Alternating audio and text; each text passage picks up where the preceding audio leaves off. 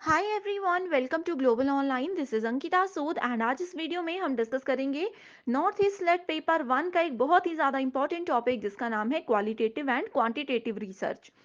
इसी यूनिट के lecture to में हमने डिस्कस किए थे डिफरेंट टाइप्स ऑफ रिसर्च, जिसमें कि मैंने स्मार्ट ट्रिक्स से आपको बताया था कि कैसे हम डिफरेंशिएट कर सकते हैं डिफरेंट रिसर्च के टाइप्स को एंड कैसे हम आइडेंटिफाई कर सकते हैं कि किस सिचुएशन में हमें कौन सा रिसर्च यूज करना है।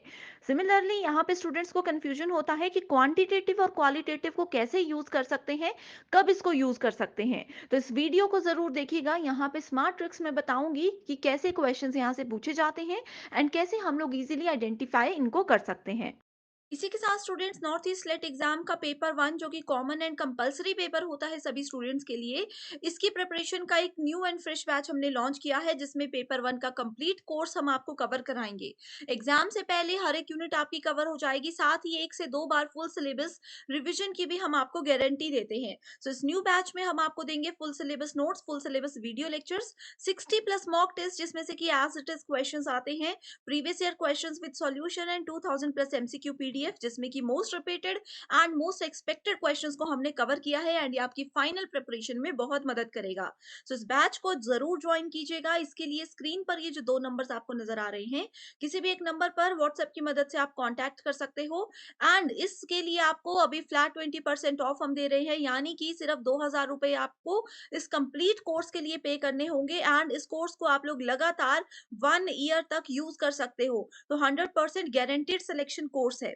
एंड स्टूडेंट्स, अगर फीस पे करने से पहले आप चाहते हो डेमो लेक्चर्स, डेमो नोट्स देखना, तो उसके लिए डिस्क्रिप्शन बॉक्स चेक कीजिए, वहां पे हमारे ऐप ग्लोबल ऑनलाइन का लिंक है। ऐप डाउनलोड करने के बाद आपको मोबाइल नंबर से लॉगिन करना होगा, देन जाओगे डायरेक्टली स्टोर सेक्शन पे। स्टोर सेक्शन पे आपको सर्च बार में जाने के बाद यहाँ पे लिखना है एनी स्लेट। आपके सामने कोर्स आ जाएगा। इस कोर्स का ओवरव्यू आप देख सकते हो, जो कि ऑलरेडी भी मैं आपके साथ डिस्कस कर चुकी हूँ।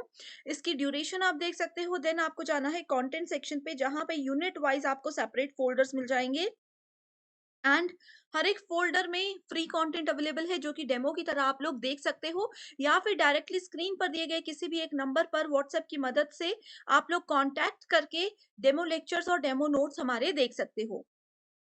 इसी के साथ स्टूडेंट्स, अब बात करते हैं एनी स्लेट पेपर टू के बारे में। तो आप सभी को पता होगा कि ये हमारा सब्जेक्ट रिलेटेड पेपर होता है, जो कि ऑलरेडी हमने पोस्ट ग्रेजुएशन में पढ़ा हुआ है। सो एनी स्लेट एग्जाम में किस लेवल के क्वेश्चंस पूछे जाते हैं, उन चीजों को ध्यान में रखते हुए ये कंप्लीट स्टडी मटेरियल हम आपके लिए लेकर के आए हैं, जिसमें हम आपको full syllabus notes and most expected MCQs देते हैं, जिसमें से कि as it is questions exam में बहुत बार पूछे जाते हैं। एंड ये स्टडी मटेरियल आपको इस एग्जाम को क्वालिफाई करने के बाद इंटरव्यू प्रोसेस में भी बहुत मदद करेगा। आपके सामने जो भी सब्जेक्ट की लिस्ट है आप उसको चेक कर सकते हो एंड इसको ज्वाइन करने के लिए स्क्रीन पर दिए गए नंबर्स में से किसी भी एक नंबर पर व्हाट्सएप की मदद से कॉन्टैक्ट कर सकते हो। इसके लिए आपको सिर्फ एक ही बार फीस पे करनी है, वो भी सिर्फ 1500 रुपीज। एंड इस स्टडी मटेरियल को आप लोग लाइफ टाइम यानी कि उम्र भर यूज कर सकते हो। 100% ये आपको एग्जाम में बहुत अच्छा स्कोर करने में मदद करेगा। हैं quantitative and qualitative research methods. तो अगर आप लोगों ने प्रीवियस लेक्चर देखा है हमारा, तो वहाँ पे हमने रिसर्च मेथड्स के 14 टाइप्स देखे थे। रिसर्च के 14 टाइप्स डिस्कस किए थे, जिसमें क्वालिटेटिव एंड क्वांटिटेटिव भी हमने मेंशन किया था। लेकिन क्योंकि ये टॉपिक बहुत ज़्यादा इंपॉर्टेंट एंड बहुत ज़्यादा एक्सपेक्टेड है किसी भी यूनिवर्सिटी के पीएचडी एंट्रेंस एग्जाम के लिए, तो यहाँ पे अब हम देखने वाले हैं इन दोनों रिसर्च मेथड्स की definition, real life examples, approaches, data analysis, advantages and disadvantages. इस वीडियो को आप लोग एंड तक ज़रूर देखिएगा। सबसे पहले बात करते हैं क्वांटिटेटिव रिसर्च मेथड की। क्वांटिटी, अब किसी चीज़ की क्वांटिटी है, मान लीजिए कि हमारे पास एक राइस का बैग है, तो अगर हमें देखना होगा कि कितनी क्वांटिटी है राइस की, तो हम क्या करते हैं, हम लोग उसका वेट देखते हैं, यानी कि नंबर, कोई न्यूमेरिक वैल्यू हमारे पास आउटपुट आती है। जहाँ पे भी क्वांटिटी की बात की जाती है, इसका मतलब ये होता है कि जो रिजल्ट होगा वो हमारे पास कोई न्यूमेरिक वैल्यू होगी, या फिर रिजल्ट होगा सिर्फ येस एंड नो में। ठीक है, इसमें ज़्यादा डिटेल में किसी भी चीज़ को एक्सप्लेन नहीं किया जाता है। Quantitative research is the process of collecting and analysing numerical data. ये एक हिंट है, न्यूमेरिकल डेटा या न्यूमेरिकल आउटपुट जहाँ पे भी होगा रिसर्च के बाद, तो आप लोगों ने बिना कुछ सोचे समझे क्वांटिटेटिव रिसर्च को ही करेक्ट आंसर करना है। ठीक है, इसी तरह के ट्रिक्स मैं आप लोगों को इस पूरी वीडियो में बताने वाली हूँ। and it can be used to find patterns and averages, make predictions, test causal relationships and generalize result to wider populations. So अगर हमें रिसर्च करनी है जहाँ पे बहुत ज़्यादा पॉपुलेशन है एंड लोगों के बीच जाकर हम लोगों को फैक्ट्स फाइंड आउट करने हैं, ठीक है, किसी चीज़ को एनालाइज करना है, कोई केस स्टडी करनी है, तो ऐसी जगह पे क्वांटिटेटिव रिसर्च हमारा यूज़ होता है. जैसे एवरेज है, यहाँ पे बात की प्रिडिक्शन करनी है, ठीक है, कैजुअल रिलेशनशिप बताना है किसी भी दो वेरिएबल्स के बीच में, तो सब जगह क्वांटिटेटिव रिसर्च ही यूज होता है. ठीक है, इसको हम सिंपल लैंग्वेज में ये भी बोल सकते हैं कि it is a method use to generate numerical data by using a lot of techniques, जैसे कि logical, statistical and mathematical techniques. तो ये सभी टेक्निक्स यहाँ पे यूज हो सकती हैं. एंड अगर हम लोग क्वांटिटेटिव रिसर्च की बात करते हैं तो ये डिडक्टिव एनालिसिस को फॉलो करता है. हमारे पास दो तरह के एनालिसिस होते हैं, इंडक्टिव एंड डिडक्टिव. ठीक है, सो क्वांटिटेटिव डिडक्टिव एनालिसिस को फॉलो करता है, यानी कि ये हमेशा टॉप डाउन अप्रोच को फॉलो करता है. सो टॉप डाउन अप्रोच में सबसे पहले आता है हमारे पास थ्योरी, यानी कि जो भी हमारी रिसर्च है उस टॉपिक से रिलेटेड थ्योरी कंटेंट है. उसके बाद हम लोग उस टॉपिक पे हाइपोथेसिस करेंगे, यानी कि उसमें हम लोग अनुमान लगाएंगे. ठीक है, उसके बाद आता है ऑब्जर्वेशन, यानी कि उस चीज़ को समझना, उसको एनालाइज करना, ये सब चीज़ें आती हैं ऑब्जर्वेशन के अंदर. एंड देन उसके बाद आता है कन्फर्मेशन, कि जो भी हमने थ्योरी कलेक्ट की थी, जो भी हमने अनुमान लगाया था, गेस किया था, वो चीज़ें हमारी जो है कन्फर्म हो चुकी हैं. ठीक है, सो ये हमेशा टॉप से लेकर के डाउनवर्ड में काम करता है. इस चीज़ को आप लोगों ने याद रख लेना है. ठीक है, तो स्टूडेंट्स, प्रीवियस वीडियो में भी मैंने आप लोगों को एक क्वेश्चन पूछा था कि क्वांटिटेटिव रिसर्च और क्वालिटेटिव रिसर्च में कौन सा ऑब्जेक्टिव है एंड कौन सा सब्जेक्टिव है. ठीक है, जैसे हमारे पास ऑब्जेक्टिव टाइप क्वेश्चंस होते हैं, सब्जेक्टिव वाइज क्वेश्चंस होते हैं. सो क्वांटिटेटिव में बताइए आप पहले मुझे कि सब्जेक्टिव है या फिर ये ऑब्जेक्टिव है. एग्जाम में ये क्वेश्चन पूछा जा सकता है. एंड इसका हिंट मैंने अभी जब ये वाला स्टेटमेंट मैं एक्सप्लेन कर रही थी उसी टाइम पे बताया है. तो आप लोग इसका आंसर सोच लीजिए एंड कमेंट पे बता लीजिए, उसके बाद ही आगे वीडियो को देखिएगा. ठीक है, सो अब बात करते हैं कि क्वांटिटेटिव रिसर्च में किस तरह के क्वेश्चंस आते हैं. अब जैसे हम लोग कोई रिसर्च करते हैं, हमारे दिमाग में बहुत सारे क्वेश्चंस रेज होते हैं. ठीक है, सो कौन से क्वेश्चंस अगर रेज होते हैं, किस सिचुएशन में हम लोग क्वांटिटेटिव रिसर्च को फॉलो करेंगे, वो सब चीज़ें यहाँ पे मैं आपको बताने वाली हूँ.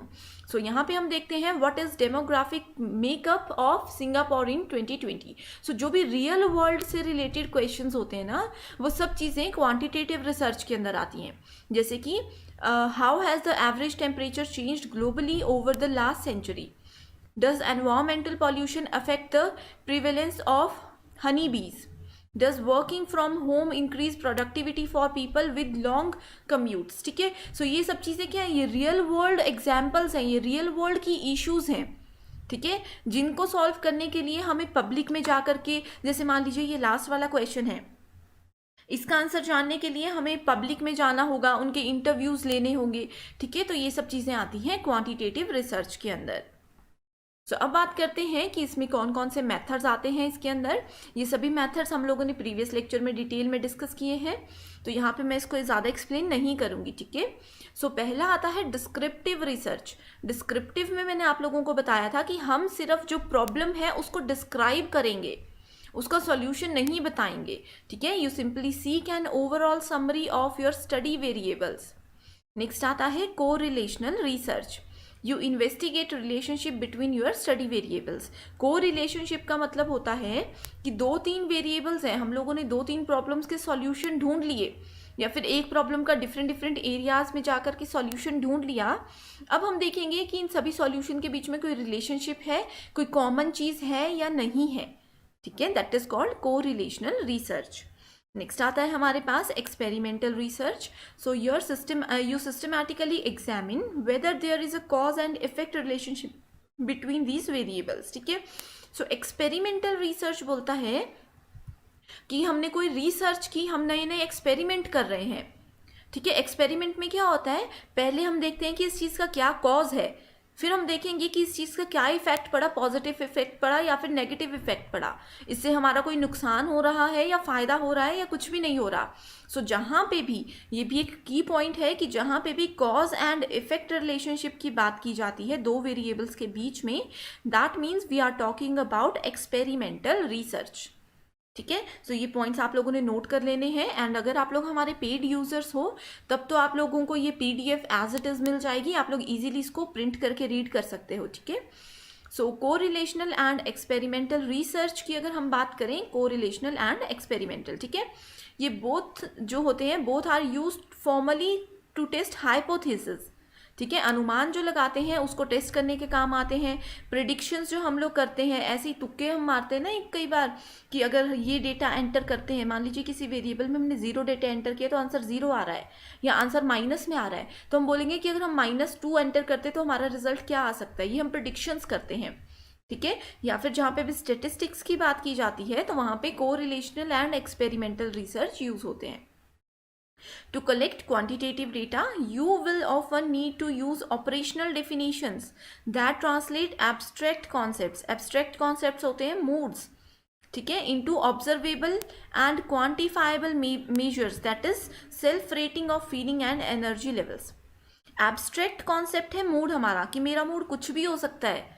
ठीक है, अभी अच्छा हो सकता है, 5 मिनट बाद खराब हो सकता है, 5 मिनट बाद फिर अच्छा हो सकता है। उस चीज़ को हमने ऑब्जर्वेबल एंड क्वांटिफाइबल मेजर्स में कन्वर्ट करना है, ट्रांसलेट करना है। ये सब चीज़ें क्वांटिटेटिव रिसर्च मेथड्स की कैटेगरी में आती हैं। ठीक है, सो नेक्स्ट अब बात करते हैं कि इसमें कौन कौन से रिसर्च मेथड्स हैं। एक्सपेरिमेंट, ये मैंने आप लोगों को बता दिया किस तरह से उसको यूज़ किया जाता है, एंड इसका यहाँ पे एक रियल लाइफ एग्जांपल दिया गया है। सर्वे का मतलब होता है कि ग्रुप ऑफ पीपल या फिर पर्सन टू पर्सन हम जा करके या मोबाइल के थ्रू हम लोगों से क्वेश्चंस पूछते हैं। ठीक है, किसी पर्टिकुलर टॉपिक के बारे में उनसे डिटेल जानते हैं। ऑब्जर्वेशन आता है, एक सिस्टमैटिक वे है, ऑब्जर्व करते हैं हम किसी पर्सन के बिहेवियर को, उनके इंटरेस्ट को, उनको मॉनिटर किया जाता है। एंड सेकेंडरी रिसर्च, इसमें क्या करते हैं हम, डेटा को कलेक्ट करते हैं फ्रॉम फॉर अदर पर्पसेस, जैसे कि नेशनल सर्वे के लिए, हिस्टोरिकल रिकॉर्ड्स के लिए। ठीक है, तो ये सब चीज़ें आती हैं इसके मेथड्स की कैटेगरी में। नेक्स्ट अब बात करते हैं क्वांटिटेटिव डेटा एनालिसिस। सो क्वांटिटेटिव डेटा एनालिसिस में हम बताते हैं कि किस तरह से हम डेटा को एनालाइज करेंगे। कलेक्शन के लिए मैंने बता दिया, हम सर्वे करते हैं, लोगों से बात करते हैं, मोबाइल फ़ोन के थ्रू या फेस टू फेस इंटरव्यूज़ होते हैं। ठीक है, सो अब इस डेटा को हमने कलेक्ट तो कर लिया, लेकिन इसको एनालाइज कैसे करेंगे, that is very important. So एक बार डेटा कलेक्ट कर लिया, you may need to process it before it can be analysed. For example, survey or test data may need to be transformed from words to numbers. अब जैसे हम लोग मान लीजिए कोई सर्वे कर रहे हैं, हमने 2000 लोगों से कोई डेटा के बारे में पूछ लिया, तो क्योंकि ये क्वांटिटेटिव डेटा है, यहाँ पे रिजल्ट हमें क्या चाहिए, यहाँ पे रिजल्ट सिर्फ नंबर्स के फॉर्मेट में चाहिए। तो हम ये नहीं बोलेंगे कि 2000 लोगों की क्या स्टेटमेंट थी, एज इट इज़ नहीं बताएंगे। हम क्या करेंगे, हम बोलेंगे कि 2000 लोगों ने येस वोट दिया है, 2000 लोगों ने इस टॉपिक पे नो में वोट दिया है। इस तरह से हम न्यूमेरिकल फॉर्म में या फिर येस एंड नो के फॉर्मेट में उस चीज़ को कन्वर्ट करते हैं, ट्रांसफॉर्म करते हैं। ठीक है, इस चीज़ को बोला जाता है स्टैटिस्टिकल एनालिसिस। सो डिस्क्रिप्टिव स्टैटिस्टिक्स इसमें यूज़ होते हैं, इसको हम ग्राफ के थ्रू बता सकते हैं। ग्राफ के थ्रू कैसे बता सकते हैं, जैसे 2000 स्टूडेंट्स में से मान लीजिए फीमेल्स ने इसका ये आंसर दिया, मेल्स ने किसी क्वेश्चन का ये आंसर दिया, चिल्ड्रन ने किसी क्वेश्चन का ये आंसर दिया। इस चीज़ को हम ग्राफ के फॉर्मेट में बताएंगे। ठीक है, प्लॉट्स में भी बता सकते हैं, फ्रीक्वेंसी टेबल्स के थ्रू भी बता सकते हैं। तो आपने बस यही याद रखना है, बेसिक कॉन्सेप्ट यही है कि हम लोग डेटा को कलेक्ट करते हैं, एंड जो भी किसी का व्यू है वो भी हम जानेंगे, लेकिन उसको हम सिर्फ अपने फर्दर यूज़ के लिए रख सकते हैं, रेफरेंस के लिए रख सकते हैं, लेकिन जो क्वांटिटेटिव डेटा एनालिसिस का फाइनल रिजल्ट होगा वो या तो यस और नो में होगा या फिर न्यूमेरिकल डेटा होगा। ठीक है, इसकी एडवांटेजेस क्या है, it is often use to standardise data collection and generalise the findings. ठीक है, ये जो भी रेप्लिकेशन की प्रोसेस होती है उसको स्ट्रेंथन करता है। ठीक है, स्टडी, इसमें अगर एक ही स्टडी को हम बार बार पढ़ना चाहते हैं, बार बार देखना चाहते हैं, तो वो चीज़ उसमें पॉसिबल होती है, क्योंकि इसमें स्टैंडर्डाइज डेटा होता है। एक स्टैंडर्ड बताते हैं कि फीमेल का ये इसमें रिस्पॉन्स था, मेल्स का इसमें ये रिस्पॉन्स था, चिल्ड्रन का इसमें ये रिस्पॉन्स था, ठीक है। अब जैसे मान लीजिए 2020 का डेटा में फीमेल जो है वो 40% पार्टिसिपेट करती हैं, ठीक है, मेल्स भी 40% पार्टिसिपेट करते हैं एंड चिल्ड्रन 20% करते हैं। एंड अगर हम लोगों ने 2021 का डेटा देखना होगा तो हम इसको ईजिली देख सकते हैं, ये एक स्टैंडर्डाइज डेटा है, हम लोग immediately with in a second इस चीज़ को चेक कर सकते हैं, ठीक है। इसमें results can be compared statistically. So अगर इनको हमने कंपेयर करना होगा तो हम देख सकते हैं कि स्टेटिस्टिक्स के थ्रू, ग्राफ्स के थ्रू ईजी होता है ये प्रोसेस, ठीक है। अब इसकी डिसएडवांटेजेस की बात करते हैं। So it is sometimes इनएडिक्वेट in explaining complex research topics, ठीक है। सो इसमें सुपरफिशियलिटी जो है इसका एक डिसएडवांटेज काउंट किया जाता है एंड जितने भी कॉम्प्लेक्स कॉन्सेप्ट्स होते हैं उसकी डेफिनेशन, उसका रिप्रेजेंटेशन भी यहाँ पे पॉसिबल नहीं होता है। मतलब कर भी लेंगे अगर हम ये प्रोसेस तो उसका रिजल्ट फाइनल जो है वो अच्छा नहीं आता है, ठीक है। सो नेक्स्ट आते हैं, हमारा दूसरा टाइप का रिसर्च है क्वालिटेटिव रिसर्च। सो इसके नाम से पता चल रहा है कि यहाँ पे क्वांटिटी पे नहीं, हम लोग प्रोडक्ट की क्वालिटी पे फोकस करते हैं, ठीक है। एक और एग्जाम्पल मैं आप लोगों को बताती हूँ कि जनरली क्या होता है अगर हम क्वांटिटेटिव की बात करें, कई लोग क्या होते हैं उनको बहुत क्वांटिटी चाहिए। मान लीजिए कि इस पर्सन के पास, पर्सन ए के पास 2000 रुपये थे, ये क्वांटिटी पे फोकस करता है, यानी कि इनको बहुत सारी चीज़ें चाहिए, नंबर ऑफ थिंग्स ज़्यादा होनी चाहिए, उसकी क्वालिटी जैसी भी है उससे उसको कोई मतलब नहीं है। लेकिन वहीं दूसरा पर्सन है, उनके पास भी 2000 रुपये हैं, उनको क्वालिटी से मतलब है, वो 2000 की सिर्फ एक ही चीज़ खरीदेंगे बट बेस्ट क्वालिटी की खरीदेंगे, उनको बहुत सारी चीज़ें नहीं चाहिए। तो ये जैसे हम लोगों ने देखा होगा रियल लाइफ में ये चीज़ें होती हैं, तो वही है यहाँ पे क्वालिटेटिव, यानी कि एक रिजल्ट हो, एक आउटकम हो लेकिन उसकी क्वालिटी अच्छी हो, ठीक है। या फिर अगर हमारे पास बहुत सारे आंसर्स हैं उसमें से जो बेस्ट क्वालिटी का प्रोडक्ट होगा हम सिर्फ उसी प्रोडक्ट को यहाँ पे सेलेक्ट करेंगे, ठीक है। So unlike quantitative research it concerns with the process कि कैसे वर्क करता है एंड नॉट द प्रोडक्ट कि इसका आउटकम क्या है। It collects non-numerical verbal data such as words and images. So words and images की फॉर्म में ये हमें रिजल्ट देता है, ठीक है। इसमें कोई भी स्टैटिस्टिकल एनालिसिस, ग्राफ, येस और नो या फिर वन वर्ड आंसर यूज़ नहीं किया जाता, ठीक है। इसमें हम लोग ऑब्जर्वेशन करते हैं सबसे पहले एंड थियोरेटिकल पोजीशन सबसे लास्ट में आती है।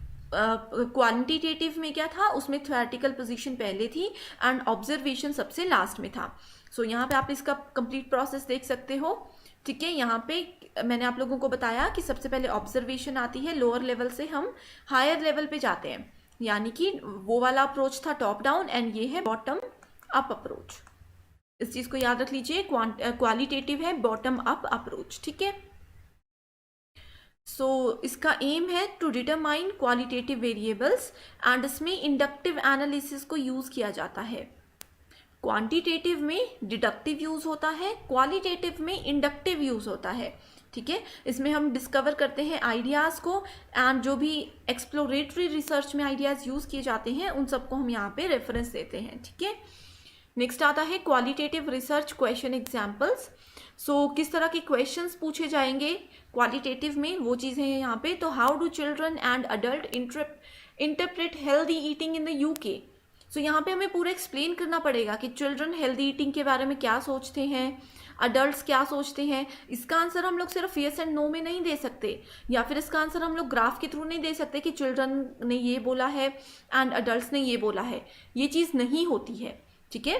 What factors influence employee retention in a large organisation. तो ये क्वेश्चंस ऐसे होते हैं जिनमें हम लोगों को डिटेल में आंसर देना होता है, इसका आंसर सिर्फ वन वर्ड में या फिर येस नो में हम नहीं दे सकते, ठीक है। सो क्वालिटेटिव रिसर्च के कुछ अप्रोचेस हैं। It is use to understand how people experience the world, कैसे हम वर्ल्ड को समझते हैं, कैसे हम इंटरेक्ट करते हैं, कैसे हम चीज़ों को लॉजिकली लेते हैं, ये सब चीज़ें आती हैं क्वालिटेटिव में। While there are many approaches to qualitative research, they tend to be flexible and focus on retaining rich meaning when interpreting the data, ठीक है। तो इसमें आती है grounded theory, ethnography, action research, ठीक है, एंड ये सब चीज़ें आती हैं इसमें। नेक्स्ट बात करते हैं क्वालिटेटिव डेटा एनालिसिस की, ठीक है। डेटा हमने कलेक्ट कर लिया, एनालिसिस कैसे करेंगे। सो डेटा कलेक्ट करते हैं हम टेक्स्ट के थ्रू, फोटोज़ के थ्रू, बुक्स के थ्रू, वीडियोज़ के थ्रू, ऑडियोज़ के थ्रू, ठीक है, ये सब चीज़ों के थ्रू कलेक्ट करते हैं। जैसे कि इंटरव्यू है, सर्वे रिस्पॉन्सेस है, फील्ड नोट्स है, रिकॉर्डिंग्स है, ये नेचुरल सेटिंग्स है, ठीक है। एंड इसको एनालाइज करने के लिए हम पहले प्रिपेयर करेंगे, डेटा को हमने पहले कलेक्ट किया, फिर हम उसको प्रिपेयर करेंगे एंड ऑर्गेनाइज करेंगे, उसके बाद उसको देखेंगे, रिव्यू करेंगे एंड एक्सप्लोर करेंगे, अच्छे से समझने की, नए पॉइंट्स ढूंढने की कोशिश करेंगे, उसको एग्जामिन करेंगे। नेक्स्ट आता है डेवलपर डेटा कोडिंग सिस्टम, ठीक है। सो जो भी हमने इनिशियल डेटा कलेक्ट किया था उस पर हम कोड्स को सेट करेंगे एंड डेटा को कैटेगराइज करेंगे, ठीक है। नेक्स्ट आता है कोड्स को असाइन करेंगे डेटा के थ्रू, ठीक है। ये जो है वो पार्टिसिपेंट के रिस्पॉन्सेज और टैगिंग जो होती है वो यहाँ पे एक मेजर रोल प्ले करते हैं। आइडेंटिफाई रिकरिंग थीम्स, जैसे कि कोहेसिव, ओवररीचिंग थीम्स, ठीक है। इन चीज़ों को डिटेल में नहीं जाना है आपने। सो ये वही चीज़ें हैं जो अभी मैंने एक्सप्लेन की हैं। एडवांटेजेस की अगर हम बात करें तो ये फ्लेक्सिबल होता है। Data collection and analysis process can be adapted as a new idea, ठीक है। इससे न्यू आइडियाज हम लोग जनरेट कर सकते हैं and they are not rigidly decided beforehand, ठीक है। नेचुरल सेटिंग होती है, इसमें मीनिंगफुल इंसाइट्स होते हैं क्योंकि क्वालिटी पे फोकस करते हैं, ठीक है। लोगों के एक्सपीरियंसेस, उनकी फीलिंग्स, उनकी परसेप्शंस को फोकस रखते हैं हम लोग, ठीक है। Generation of new ideas. Next आता है disadvantages of qualitative research.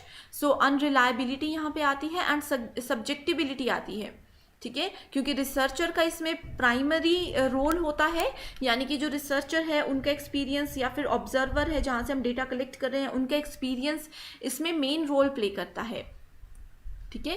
Limited generalisability, small samples होते हैं, लेबर इंटेंसिव होती है ये, ठीक है। सो मेथड्स इसमें होते हैं इन डेप्थ इंटरव्यू, यानी कि जब हम 1-to-1 इंटरव्यू लेते हैं, इंटरव्यू का मतलब ये नहीं है कि मतलब पूरा ऑफिशियल इंटरव्यू, पब्लिक में जाकर के जो लोगों से रिव्यूज़ लिए जाते हैं वो आते हैं इंटरव्यूज़ में, ठीक है। डिटेल में हम उनसे नॉलेज गेन करने की कोशिश करते हैं। फोकस ग्रुप, स्पेसिफिक ग्रुप को, जैसे मान लीजिए कि अडल्ट्स पे अगर हमारा कोई इंटरव्यू रिसर्च चल रही है तो हम लोग अडल्ट्स के एक ग्रुप से जो है इंटरव्यू लेंगे, ठीक है। उनके ग्रुप पे फोकस करेंगे, उनको मॉनिटर करेंगे, उनको ऑब्जर्व करेंगे। या फिर अगर हम लोग छोटे बच्चे, जैसे कि 8 से लेकर के 15 साल के बच्चे होते हैं, उनसे अगर हम लोग उनके बारे में कोई रिसर्च कर रहे हैं तो हम उनको ऑब्जर्व करेंगे, ठीक है। नरेटिव रिसर्च, ठीक है, फिनोमिनोलॉजी, ठीक है। उसके बाद ये जितनी भी चीज़ें हैं, ग्राउंडेड थ्योरी, ये सब चीज़ें आती हैं। आप लोग बस इनको एक बार देख लीजिए, एक बार देख लोगे एग्जाम में ऑप्शन आएगा, बहुत ईजिली आप लोग अटेम्प्ट कर सकते हो इन चीज़ों को, ठीक है। सो अब बात करते हैं कि क्वालिटेटिव एंड क्वांटिटेटिव रिसर्च में क्या डिफरेंसेस होते हैं, ठीक है। सो इसकी जो अप्रोच है क्वालिटेटिव की वो इंडक्टिव है, इसकी डिडक्टिव है। गोल होता है डेप्थ, डिटेल में जाना, हाइपोथेसिस को जनरेट करना, एंड वही क्वांटिटेटिव में हम लोग डिटेल में नहीं जाते हैं, ठीक है। एंड टेस्ट हाइपोथेसिस को टेस्ट करते हैं, जनरेट नहीं करते हैं, ठीक है। इसकी सेटिंग जो नेचुरल होती है ये एक्सपेरिमेंटल या क्वासी होता है, ठीक है। सैम्पलिंग इसमें पर्पसफुल होती है, इसमें रैंडम होती है। इसमें डेटा कलेक्ट करने के लिए interview, guides, observation tools, books, photos, ये सब चीज़ें होती हैं। एंड इसमें डेटा क्वांटिटेटिव में डेटा हम सर्वे से, एडमिनिस्ट्रेटिव, क्लिनिकल डेटा से करते हैं, ठीक है। इसमें आते हैं जैसे अगर हम लोगों को पॉपुलेशन एनालिसिस करना होगा कि 2019 से लेकर के 2021-22 तक पॉपुलेशन में क्या डिफरेंसेस आए हैं, तो आप लोग कौन सा रिसर्च करोगे। इस तरह के क्वेश्चंस एग्जाम में पूछे जाते हैं। सो अगर इस तरह का कोई क्वेश्चन आता है तो आप लोगों को आंसर देना है क्वांटिटेटिव रिसर्च, ठीक है। सो ये है इनमें मेजर डिफरेंसेस। एंड एक क्वेश्चन मैंने आप लोगों को पूछा था कि कौन सा इनमें से सब्जेक्टिव है, कौन सा ऑब्जेक्टिव है। सो अगर हम लोग क्वालिटेटिव की बात करते हैं तो क्वालिटेटिव सब्जेक्टिव है, ठीक है। एंड क्वांटिटेटिव जो है ये ऑब्जेक्टिव टाइप में आता है, ऑब्जेक्टिव अप्रोच है, ठीक है। यानी कि इसमें जो आंसर होता है उसको हम लोग एक्सप्रेस कर सकते हैं वर्ड्स के थ्रू, ठीक है। इसमें हम लोग ग्राफ्स के थ्रू या फिर नंबर्स के थ्रू या फिर सिर्फ येस एंड नो में आंसर दे सकते हैं, ठीक है। एंड अगर हम लोग क्वालिटेटिव की बात करें so qualitative research needs only a few respondents, यानी कि कुछ लोगों से डेटा कलेक्ट करके भी हमारा काम हो सकता है, ठीक है। लेकिन वहीं क्वांटिटेटिव में क्या होता है, क्वांटिटी, बहुत सारे लोगों से हमें डेटा कलेक्ट करना होता है, ठीक है। सो ये कुछ डिफरेंसेस हैं। इसके अलावा भी बहुत सारी चीज़ें होती हैं जो कि हम लोग एमसीक्यूज़ के थ्रू देखेंगे। सो स्टूडेंट्स, आज के लिए सिर्फ इतना ही। आई होप ये कॉन्सेप्ट आप लोगों को बिल्कुल समझ आ गया है। एंड अगर इन क्वेश्चंस में से, इन टॉपिक में से आप लोगों को कोई भी क्वेरी है या इसके अलावा कोई जानना चाहते हो आप लोग, तो आप लोग कमेंट करके हमें ज़रूर बता सकते हो। हमारी टीम डेफिनेटली आपकी हेल्प करेगी। So thank you so much for watching this video and all the very best.